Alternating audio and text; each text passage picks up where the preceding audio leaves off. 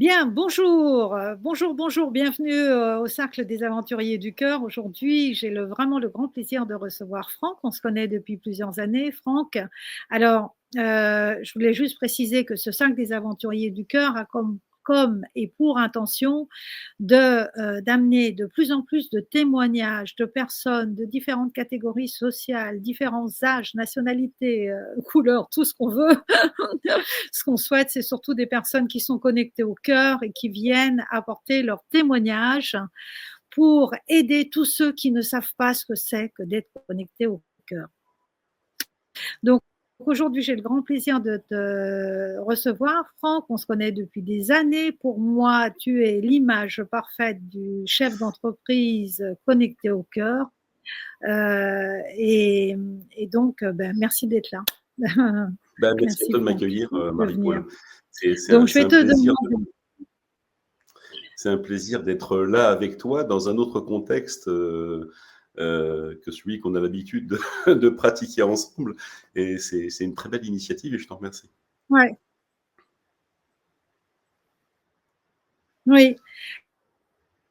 Et donc, je sais que je base mon interview sur 3 questions essentielles. Donc, la première de ces questions, c'est qu'est-ce que c'est pour toi être connecté au cœur? Qu'est-ce que c'est pour toi être connecté au cœur? Qu'est-ce que c'est pour moi être connecté au cœur? Cette énergie du cœur, pour moi, c'est un peu comme un souffle ou quelque chose que l'on pourrait appeler aussi une vibration. C'est quelque chose qui te porte vers un état de conscience plus élevé. Voilà, très schématiquement, voilà comment je pourrais dire ça. La connexion au cœur, c'est aussi un peu comme, pour moi, un moment magique où l'on cesse de faire fonctionner l'ego. Hein, tu calmes un peu l'ego et tu mets ça un peu de côté. Et ça te permet d'incarner une sagesse qui est guidée plus sur cette énergie d'amour et l'intuition. L'énergie du cœur, on dit souvent écoute ton cœur, ça écoute ton intuition. Oui. C'est peut-être aussi une clé de transformation. À partir du moment où on accepte de se connecter à son cœur, on apporte aussi une transformation intérieure très profonde. Et ça nous permet, je pense, de nous aligner avec notre véritable essence. Voilà, si je devais résumer de manière un peu rapide ce que j'appelle moi l'énergie du cœur.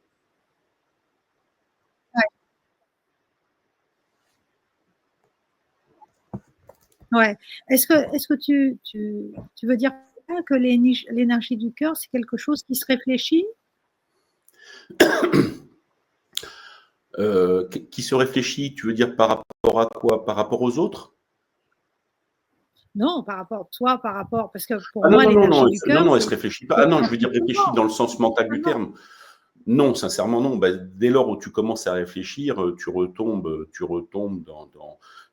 dans l'ego, tu retombes dans la matière, tu retombes dans les pensées limitantes. J'allais dire, il faut surtout pas réfléchir, d'ailleurs.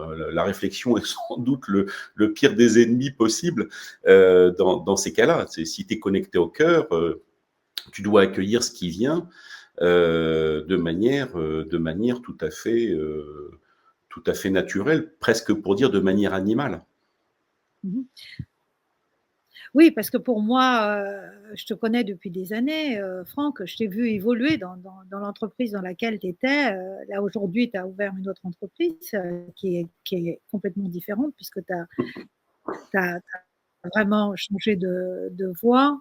Tu es passé d'une agence d'événementiel à succès pour ouvrir depuis 2 ans, tu as ouvert l'école des secrets, donc qui est dédiée justement à l'ouverture de conscience, au bien-être sous toutes ses formes.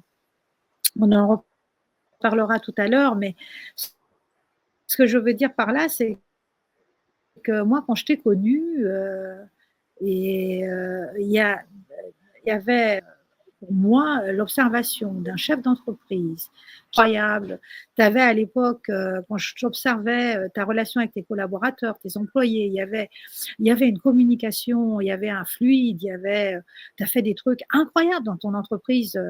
D'ailleurs, si tu es OK, j'aimerais bien que tu puisses partager tout ce que tu as pu vivre, par exemple, comment tu t'es ouvert à l'alternatif à travers les soucis de santé de ton fils et comment tu as pu, comment dire, faire participer tes collaborateurs avec ton évolution de façon spontanée, parce qu'une fois de plus, l'énergie au cœur, pour moi, c'est inspiration, action. C'est pour ça qu'il Oui, n'y a tout à même fait. pas d'espace à la réflexion, parce que c'est inspiration, action. Et moi, je t'ai tellement vu à l'action que ça me ferait plaisir que tu puisses partager ces moments-là, quoi.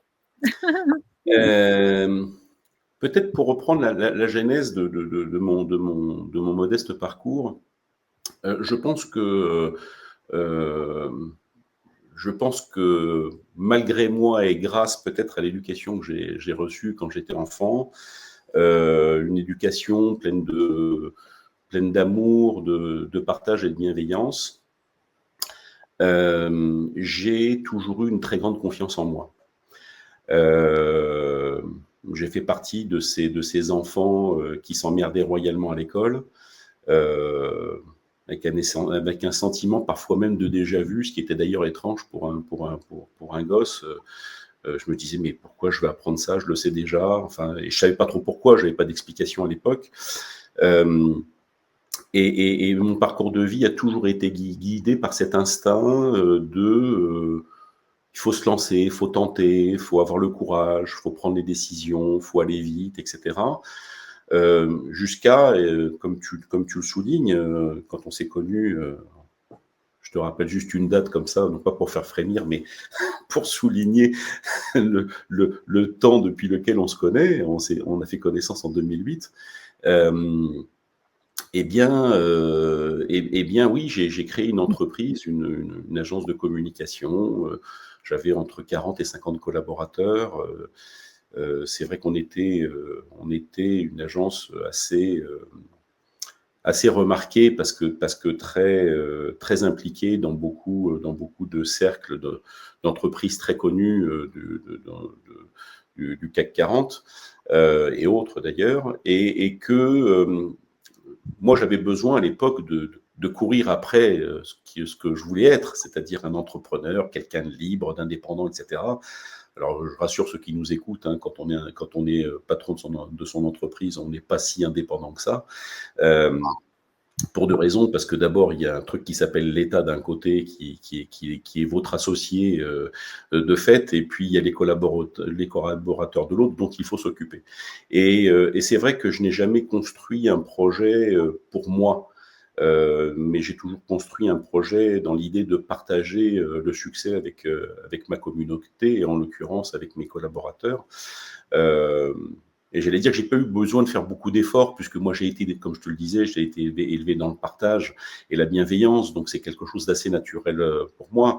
Alors après, dans les gens que j'ai côtoyés, il y a un petit adage qui dit il y a ceux que tu aimes et puis ceux que tu aimes quand même. J'allais dire que de manière assez globale, il y a beaucoup de collaborateurs que j'aimais beaucoup, parce qu'on les avait choisis aussi pour leurs soft skills, comme disent aujourd'hui les gens du monde moderne, en tout cas pour leur qualité humaine et leur qualité de cœur, peut-être même avant d'ailleurs leur qualité professionnelle.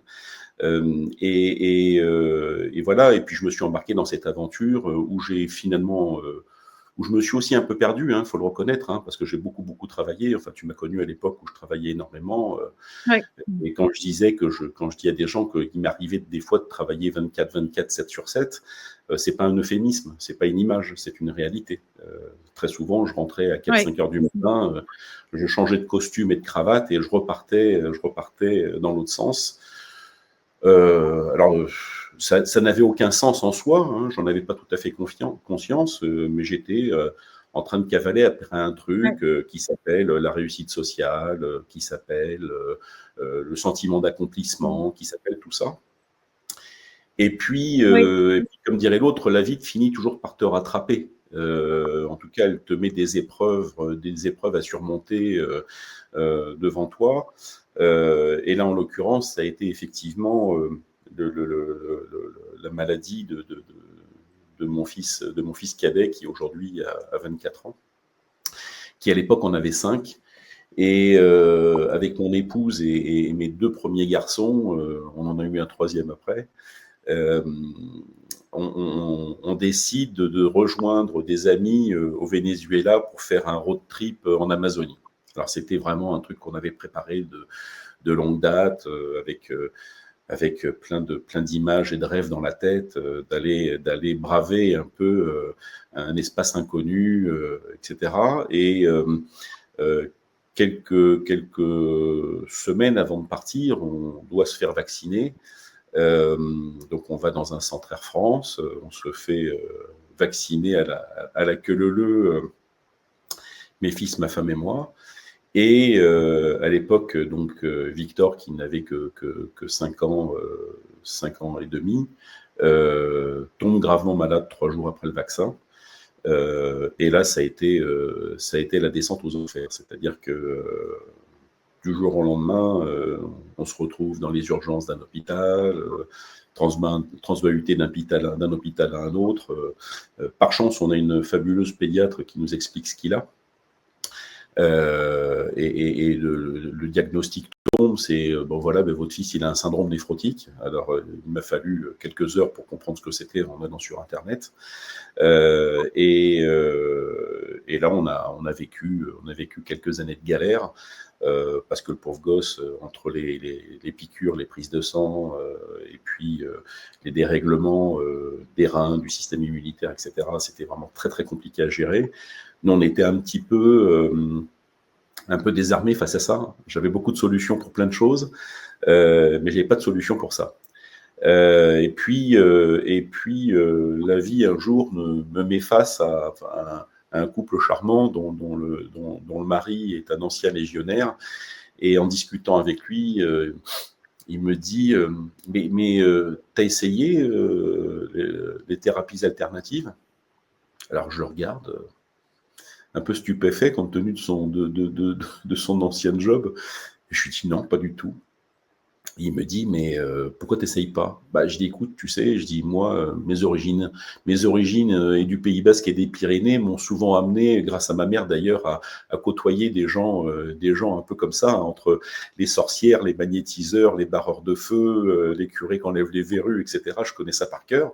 Je lui dis, mais à part que moi, quand j'étais ado, tous ces gens-là avaient déjà 70 ou 80 ans, donc t'imagines bien qu'à 35 ans, ces gens-là sont plus de ce monde. Et je dis, je t'avoue que je n'ai pas de connexion. J'ai pas cherché, et puis voilà, j'ai plus de connaissances. Et il me dit, bah, écoute, moi je connais une femme en Bulgarie qui pourrait peut-être t'aider. Et donc j'appelle cette femme en Bulgarie, qui s'appelle Zora, à qui je rends hommage d'ailleurs. Et pendant 5-6 mois, elle envoie de l'énergie à distance. Alors moi, j'étais confiant parce que je connaissais, mais j'étais très interrogatif par rapport à la notion de distance qu'il y avait entre Sofia et la région parisienne. Et pourtant, j'ai dû me rendre à l'évidence qu'il se passait quelque chose, puisque le gamin allait de mieux en mieux au fur et à mesure qu'elle faisait ses séances. Et au bout de 6 mois, parce qu'il était dans un processus médical assez complexe, avec des médicaments, les corticoïdes, les immunosuppresseurs, j'en passais des meilleurs. Au bout de 6 mois, on va à l'hôpital pour faire le fameux grand examen annuel. Et là, le professeur en néphrologie revient et nous dit, bah, écoutez, j'ai une bonne nouvelle à vous annoncer. Votre fils est en rémission totale. Et donc là, bien évidemment, on est très heureux parce qu'on a passé quand même quelques années dans le noir complet, et de rajouter quand même, mais vous savez, ça peut revenir. C'est la petite phrase où je me suis retenu, je ne veux pas dire pour la première fois de ma vie, parce que il m'est arrivé d'aller en découdre, mais je me suis retenu de faire le tour du bureau pour lui dire exactement plus près ce que je pensais de sa remarque. Mais j'étais tellement heureux que je suis passé à autre chose et j'appelle cette femme en Bulgarie et je lui dis, mais dis-moi ton truc, là, je t'ai jamais posé la question, c'est un don ou quoi? Elle me dit, non, c'est pas un don, j'ai appris. Et je dis, moi, si je veux apprendre, je fais quoi? Ben, elle me dit, si tu veux apprendre, c'est simple, soit tu viens à Sofia, je te donne des cours, ou soit je viens de donner des cours à Paris. Et donc, en janvier 2008, pour la première fois, j'invite cette femme à Paris et elle a commencé à me donner des cours sur ce que j'ai fini par appeler le Reiki, que je connaissais absolument pas. Et donc, j'ai été initié à cette première pratique en janvier 2008. Et on s'est rencontrés quelques mois plus tard, tous les deux. Oui, ouais, Euh, ouais. et c'est ce qui m'a mis d'ailleurs, c'est ce qui m'a mis sur le Ouais, chemin qui ne va plus jamais quitter d'ailleurs, hein, puisque j'ai ouais. immédiatement testé à qui voulait à qui voulait m'essayer et j'ai beaucoup apprécié finalement ce pourquoi j'ai le sentiment d'avoir toujours été fabriqué, c'est-à-dire m'occuper des autres. Alors Ouais. c'est drôle de dire ça, mais j'ai toujours eu cette espèce d'instinct naturel à m'occuper des autres. Quand j'étais tout petit, je voulais faire chirurgien. Franchement, c'est quand même assez particulier. Quand j'avais 18 et 19 ans, j'étais encore étudiant. 2 années de suite, j'ai travaillé en service de gériatrie d'un hôpital à côté de là où vivaient mes parents. J'ai tous mes copains qui me disaient, mais tu peux pas faire barman, tu peux pas faire vendeur chez Levi's. Et en fait, non, moi j'ai fait être soignant dans un service de gériatrie où je faisais même des prises de sang aux personnes Ouais. âgées. Mmh. J'ai passé 2 années, enfin Ouais. 2 étés Ouais. absolument extraordinaires, même si les choses étaient très dures. Hein. Mais je pense que j'ai été Ouais. fabriqué pour ça. Et cet apprentissage du Reiki m'a mis sur le chemin, en fait, Ouais. sur le chemin sur lequel je me suis Oui. retrouvé. Voilà. Mmh. Parce que quand je t'ai connu, Franck, moi, ce qui m'a impressionné, c'est cette capacité spontanée, justement, parce que cette femme, tout de suite, t'a fait confiance, elle a guéri ton fils. Ensuite, tout de suite, tu as agi pour la faire venir dans ton entreprise, tu as organisé des stages dans ton entreprise. Au fur et à mesure des mois, des années, tu es devenu toi-même maître de Reiki, tu as eu tous les niveaux. Moi, je n'aime pas utiliser le mot maître parce que j'estime que chacun doit déjà être son propre maître, mais on va dire, tu as eu tous les niveaux de Reiki. À chaque fois que tu fais du Reiki, tu fais des guérisons incroyables d'ailleurs, parce que, bon, ça c'est pareil, c'est une parenthèse. Moi, j'ai toujours senti qu'il y avait quelque chose de très chamanique chez toi, et ça confirme, puisque tu fais quand même, à chaque fois que tu fais des soins, il y a des guérisons incroyables. Mais ce qui, pour moi, par rapport à cette connexion au cœur, c'est que je te voyais transmettre ça dans ton entreprise, quoi. Non seulement t'organiser ça dans ta boîte d'événementiel, mais en plus de ça, tu faisais, tu te rappelles à l'époque? Oui, oui, oui, oui. Bah, c'était très curieux parce qu'effectivement, on avait un profil d'agence de communication extrêmement sérieuse. On Ouais, était spécialisé en communication financière, en communication de crise, sur des sujets extrêmement pointus qui touchaient d'ailleurs souvent les directions générales de grands groupes français. Et puis à côté de ça, t'avais Franck qui fermait les salles de réunion et il faisait des séances de Reiki aux collaborateurs et collaboratrices qui n'allaient pas bien. Le soir, après la fermeture des bureaux, arrivait la deuxième partie de journée où j'organisais des stages de formation Reiki avec Zora qui venait de Bulgarie, hein, 1 à 2 oui, fois par an. Donc c'était et pour moi c'était mon bol d'air en fait ça. C'était ouais, une manière de dire bon voilà j'ai créé les moyens de ma subsistance, les ouais, moyens de donner un job à des gens qui ont à mes yeux une certaine valeur. Mais ça suffit pas pour me remplir et me combler en fait. Donc j'avais ouais, besoin de cet à côté qui était oui qui était ma respiration, qui était mon ouais, élan du cœur, hein, puisque j'en ai fait profiter pas mal de monde. Et mmh, comme tu le disais, oui, alors j'ai passé d'ailleurs de manière assez, je pense qu'il y aurait peu de gens aujourd'hui qui seraient capables d'avoir la formation que j'ai eue, parce que Zora qui venait de Bulgarie avait essuyé quelques échecs en faisant certains maîtres Reiki qui n'étaient pas super alignés. Et moi, je pense qu'elle m'a fait payer pour tous les autres, puisque je suis devenu maître Reiki au bout de 7 ans. Mais c'était pas du tout ce que je recherchais. Et d'ailleurs, pour un peu illustrer ce que tu disais par rapport au maître et pas maître, je le dis d'ailleurs de manière assez tranquille aujourd'hui. Finalement, le maître, c'est pas celui qui a des diplômes. Le maître, c'est celui qui a des résultats. Ce qui change quand même beaucoup de choses. Ouais. Et oui, moi, je fais pas de cas de ça. Pour moi, c'est pas le sujet, maître ou pas maître. C'est pas. On s'en fout de ça. Ça fait partie d'une norme auquel j'adhère assez peu au fond, mais on est dans une société qui a besoin de valoriser les choses et on sait que les gens ont besoin de reconnaissance. Voilà. Après, au niveau spirituel, excuse-moi de te couper, puisque moi aussi, au bout de 10 ans, le niveau de maîtrise est arrivé dans ma vie, mais pour moi, la maîtrise, la plus grande des maîtrises, c'est la maîtrise de soi-même, parce que le Reiki, c'est quand même un outil d'éveil, et l'outil d'éveil, ça demande un travail d'exploration intérieure, de conscience, d'ouverture de conscience, de réalisation de qui on est, et ça peut prendre des vies et des vies. Et donc, voilà, que l'on utilise, ça, c'est juste une petite parenthèse, que l'on utilise l'outil de guérison qui finalement est naturel, parce qu'on est tous des guérisseurs finalement. À partir du moment où on est réalisé, éveillé, pour moi, on est guérisseur, sans avoir de protocole. On va dire que le Reiki, c'est un des outils que la vie met à notre disposition pour pouvoir transmettre. Mais une fois de plus, cette transmission, si elle n'est pas faite depuis le cœur, qui pour moi est la base de tout, elle ne sera pas effective. Qu'on soit maître ou pas maître de quoi que ce soit, qu'on soit diplômé plus ou pas, si ça part pas du cœur, il ne se passera rien. Enfin, non, ça, c'est mais moi, les gens qui viennent, qui me posent souvent des questions en me disant, mais comment se fait-il que tu peux avoir autant de résultats sur des guérisons parfois complexes, sur des sujets un peu compliqués. Et moi, je leur dis, c'est pas tant la technique que tu emploies, parce que tu imagines bien que depuis qu'on se connaît, j'ai été touché à d'autres choses.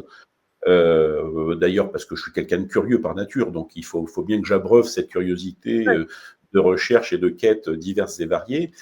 Mais je dis aux gens, finalement, la résultante de toutes ces années d'expérience m'amène à un constat qui pose la démarche sur un triptyque. Quel que soit ce que tu connais, ce que tu as appris, quelles que soient les techniques que tu emploies, il y a un triptyque qui, à mon sens, est fondamental dans l'approche, qui consiste à dire que toute approche doit se faire avec beaucoup d'humilité. Ça, pour moi, c'est le point de départ déjà du truc. Et comme tu dis, dès que tu commences à te trimballer avec l'étiquette de maître ou je ne sais quoi, il y a un petit problème d'ego qui vient s'installer là, qui est contre-productif. Mais c'est un avis personnel. Je livre, moi, mon expérience. Le deuxième élément du triptyque, c'est qu'il faut avoir la foi. Il faut avoir la foi en quelque chose qui est plus grand que nous. Et il faut avoir foi en sa capacité à pouvoir donner un coup de main à celui qui a un problème. Et le troisième élément du triptyque, pour moi, c'est qu'il faut être dans l'amour de l'autre. Et donc, on revient à cette énergie du cœur. Il faut être là dans la présence, dans l'instant. Il faut être là pour l'autre. Et il faut l'accompagner dans la libération des énergies qui portent en lui, qui n'ont rien à faire là. Voilà pour moi les trois éléments du triptyque. Et une fois que tu as ça, une fois que tu as cette posture-là, je pense que tu n'as même plus besoin de technique derrière. Tu te laisses guider par cette énergie du cœur et tout arrive. Et tu le sais comme moi, les canalisations, les guides qui parlent, les films, les vidéos, etc., tout arrive.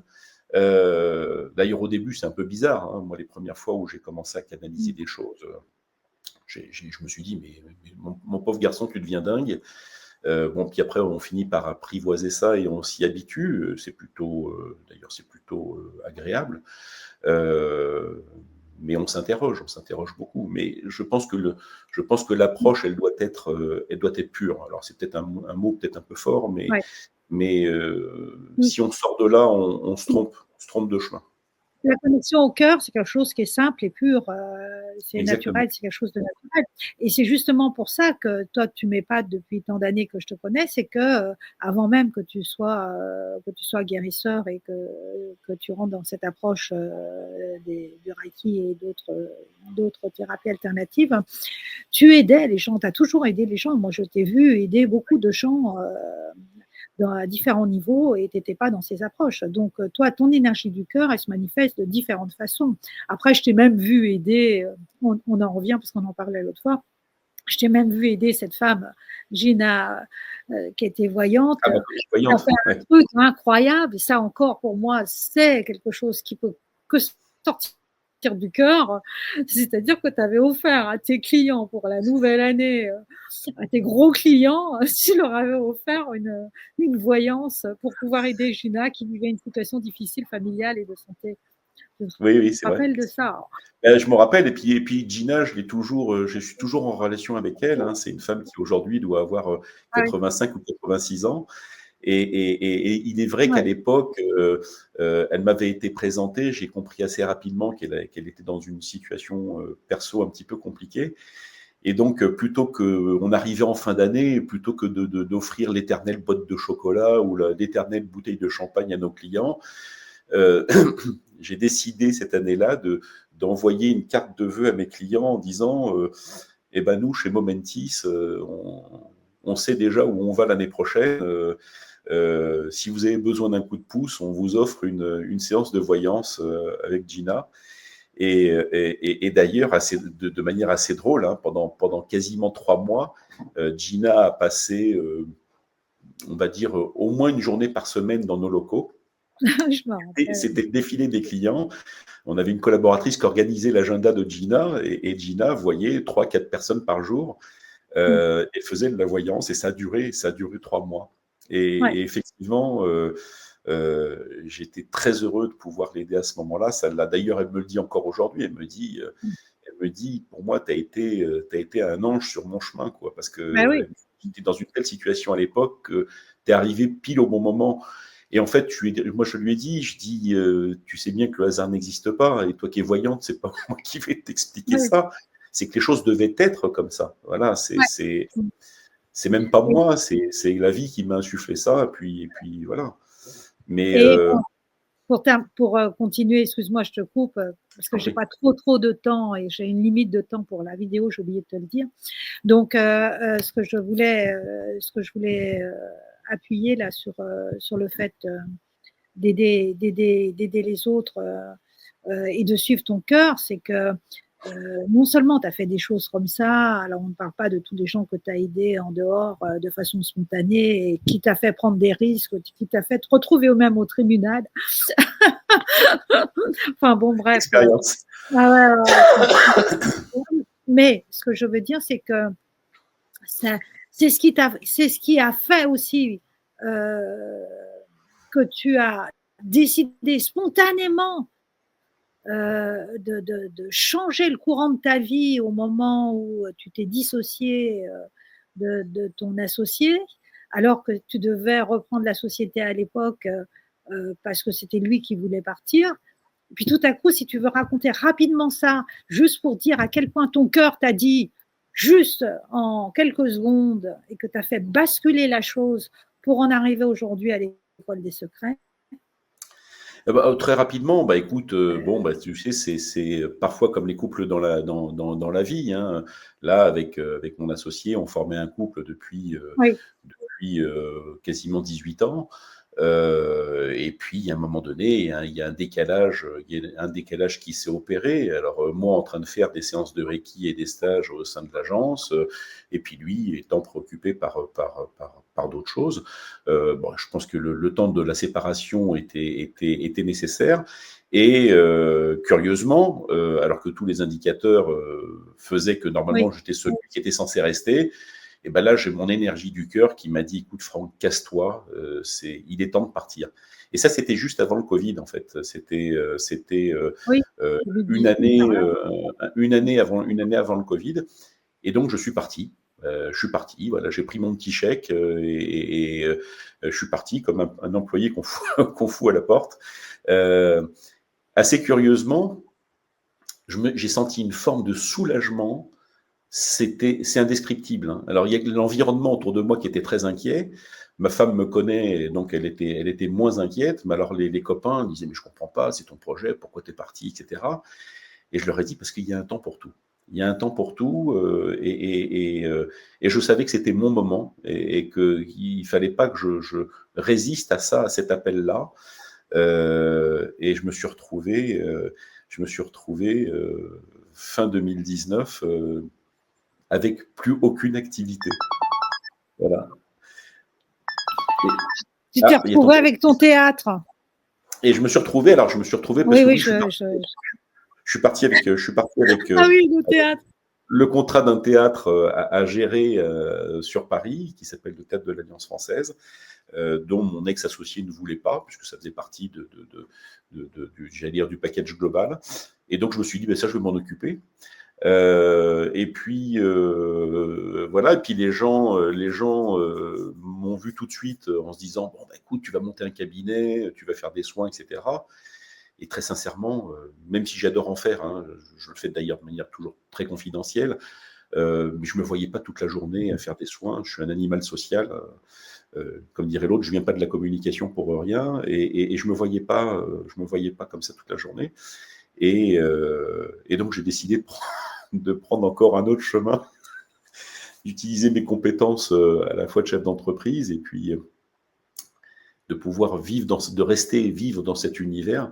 Et donc il y a un peu plus d'un an maintenant, presque 2 ans d'ailleurs, je me suis levé un matin et j'ai dit, mais ça y est, je sais ce que je veux faire de ma vie. Je veux créer une école. Je veux que toutes les connaissances que j'ai, et celles que je n'ai pas d'ailleurs, soient transmises au plus grand nombre, et que les gens profitent de ça et comprennent combien, au-delà de l'apprentissage et au-delà de l'acquisition de connaissances, combien on se rapproche de son cœur, combien on se rapproche d'une forme d'éveil, combien on élève sa vibration en allant un petit peu farfouiller dans toutes ces connaissances. Et voilà. Et donc j'ai créé l'école des secrets. Ouais. Donc je suis très fier parce Oui. que pour moi c'est un peu l'aboutissement d'une vie en fait. C'est pas tant le fait de créer une entreprise de plus, parce que ça je m'en moque un peu, mais c'est surtout de réunir autour de moi un projet assez unique sur un triptyque qui est, en parlant une fois de triptyque, une fois de plus, qui est la proposition d'organisation de stages et de formation. Le deuxième élément, c'est la proposition d'organisation de retraite. Et j'espère d'ailleurs qu'on en fera beaucoup avec toi à Tenerife, Charles-Marie-Paul. Et le troisième élément du triptyque, c'est l'organisation de conférences. Soit très santé avec des professionnels de santé, mais qui ont un fort tropisme holistique, on va dire ça comme ça, et un esprit très très ouvert, aussi sur l'énergie du cœur, ou alors des conférences beaucoup plus ésotériques, beaucoup plus axées sur l'éveil des consciences. Voilà un peu où j'en suis. Et comment je voudrais en parler, parce que comment ce théâtre qui s'est retrouvé, je veux dire, dans tes mains, entre guillemets, par la logique des choses aussi, fait qu'au moment où tu as ce théâtre, je dis, mais qu'est-ce que tu vas faire dans ce théâtre? Moi, je vais organiser des conférences, des choses, enfin bref. Et au même moment, moi, je vois, alors que je suis depuis des années Pierre Léret et Gérald Guillemet, qui font des satsangs et qui sont réalisés depuis plusieurs années et qui font un travail immense d'ouverture de conscience. Voilà pas que j'aperçois qu'ils cherchaient un lieu sur Paris, et je te le dis. Et au même moment, tu rencontres quelqu'un qui te met en contact avec Gérald, c'est ça, hein? Oui, oui. Oui, il y a eu une synchronicité absolument incroyable. C'est qu'effectivement, tu me parles de Gérald et de Pierre. Je reçois un coup de fil de quelqu'un que j'avais déjà aperçu 1 ou 2 fois dans le théâtre, qui est un vidéaste extrêmement sympathique, et qui me dit, voilà, est-ce que je peux venir visiter le théâtre avec un ami qui cherche un espace? Et paf, il arrive au théâtre et je vois qui? Je vois un gars qui s'appelle Gérald, Ouais. dont je comprends que c'est le fameux Gérald dont tu m'as parlé. Ouais. Et oui, c'est fou, parce que quand tout est aligné, il n'y a pas à chercher, tout se présente devant Oui, toi, tout est juste. Et, voilà. et c'est assez curieux de dire ça, parce qu'il y a même des moments, moi je me questionne beaucoup sur ça, sur cette fluidité, cette espèce souffle là permanent qui vient, comme d'ailleurs la rencontre des experts qui composent les enseignants de l'école aujourd'hui. Bon, toi, je ne vais pas parler de toi parce que toi, tu es une super experte, mais ça fait déjà bientôt 17 ans qu'on se connaît.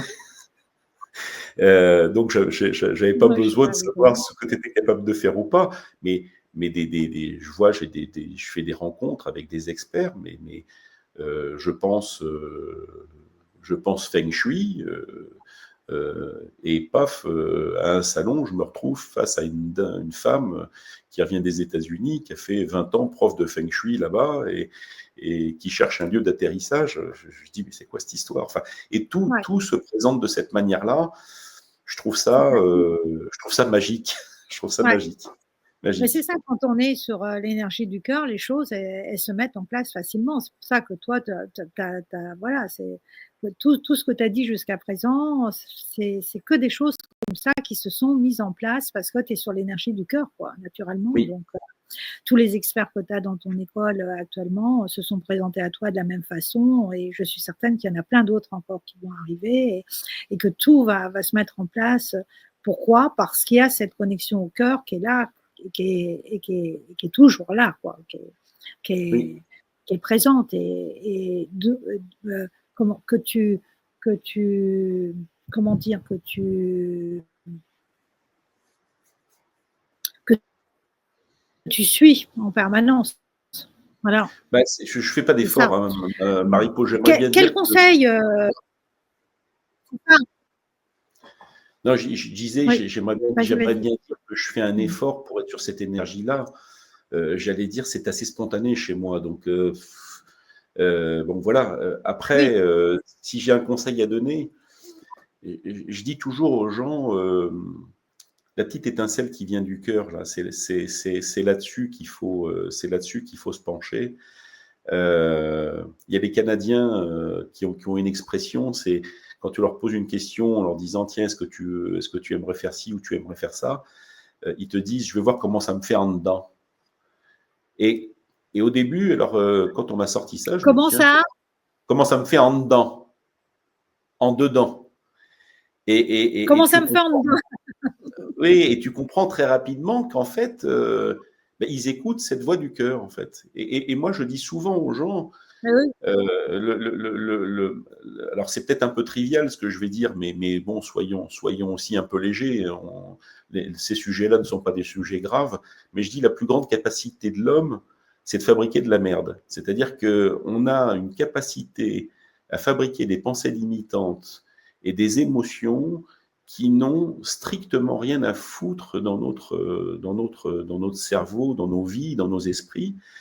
Et je dis, si on s'accorde à penser que tout ce qui a été fabriqué a été fabriqué par une source, et quand on voit la beauté de ce qui a été fait et de ce qui est, on ne peut pas imaginer que la vie ait pris son essor autrement que dans une énergie d'amour infini. Et fort de ce constat-là, je dis aux gens, tout ce qui sort de cette dimension et qui vient de votre esprit n'a rien à faire là. Donc connectez-vous à une énergie d'amour, connectez-vous à votre cœur et laissez tomber tout le reste. À partir du moment où il y a de la colère qui monte, il faut accueillir ça, mais il faut la laisser filer. Il ne faut surtout pas s'accrocher à ça. Parce que la vie, dans sa bonté, c'est assez paradoxal ce que je vais dire, mais la vie va vous donner à vivre ce que vous vibrez. Vous vibrez de la colère, tout un tas d'éléments vibratoires générateurs de colère vont se présenter devant vous. Moi, perso, j'ai choisi de vibrer, vibrer la joie, vibrer l'amour, vibrer la bienveillance. C'est beaucoup plus simple, d'ailleurs, et finalement, c'est vecteur de bonnes surprises. Donc, moi, je dis, oubliez tout le reste, restez là-dessus. Merci. Je crois qu'on peut terminer la vidéo sur ce beau conseil, parce que c'est une clé d'amour. Oui, c'est ça. C'est le mot qu'on n'aime pas trop employer dans notre société moderne, mais l'amour au sens large du terme est sans doute l'énergie la plus puissante. C'est ce qu'on est. Exactement. On a Exactement. oublié de le reconnaître. En tout cas, je te souhaite, je vais mettre tous les coordonnées de ton école sous la vidéo pour que les personnes qui souhaitent prendre contact avec toi t'organisent pas seulement sur Paris, c'est l'école des secrets nomades, elle est ouverte à l'univers. Donc, je pense que tu pourras donner tous les renseignements à toutes les personnes qui souhaitent collaborer avec toi, qui souhaitent partager, transmettre par l'énergie du cœur. Donc, on saura d'ores et déjà que c'est une école du cœur avant tout. Oui. C'est le plus grand des secrets, le cœur. Et Ouais, puis, merci Marie-Claude. Franck, bah, écoute, mille merci de ce Merci à partage. toi. Je suis plein de gratitude pour toi parce que ça fait longtemps qu'on se connaît. On s'aide beaucoup l'un et l'autre ben, je suis ravi d'être là et d'avoir partagé ça avec toi aujourd'hui. Mm. C'était génial. En tout cas, je trouve que ton initiative est magnifique. Mille Euh, merci, Franck. Ouais. j'ai plein d'autres personnes à te présenter. Ah, bah, génial, génial, génial, génial. Oui, oui, oui, Voilà, oui, oui, oui. Multiplions, multiplions. avec un immense plaisir. Voilà. Merci en tout cas. À très bientôt, Franck. Mille Ben, merci. je t'en Et, prie, je t'en prie, je t'embrasse fort. joyeux présent, moi aussi. Je t'embrasse.